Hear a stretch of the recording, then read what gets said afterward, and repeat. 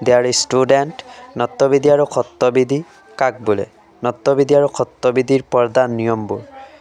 class 10ৰ HSLC 2026 class 10ৰ বাবে এই ভিডিঅ'টো গুৰুত্বপূৰ্ণ হ'ব এই ভিডিঅ'টো চাবা আৰু এই নত্যবিধি আৰু সত্যবিধিৰ নিয়মকেইটা লিখি ল'বা ইয়াৰ ভিতৰত কমন আহিব পাৰে নত্যবিধি আৰু সত্যবিধি 2 মাৰ্কৰ বাবে এটা আহে এই ভিডিঅ'টো ফুল চাবা আৰু মোৰ ভিডিঅ'বোৰ ভাল লাগিলে সাবস্ক্ৰাইব কৰিবা আৰু লাইক আৰু কমেন্ট কৰি যাবা আৰু নেক্সট ভিডিঅ' মই বনাই যাম আৰু কিবা কুৱেশ্যনৰ এনসাৰ যদি লাগে তেনেহলে মোক কমেন্ট কৰা